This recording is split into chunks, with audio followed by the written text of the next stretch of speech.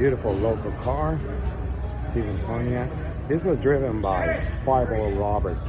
Fireball Roberts was named like that because he was a pitcher and his ball was like a fireball because he was pitching so hard. Eventually he became a driver. Unfortunately, he actually died in a fireball as his car crashed and he died at the accident on the track. The local car, and this is the real Smokey's car. Smokey was the best damn garage in town here in Daytona Beach.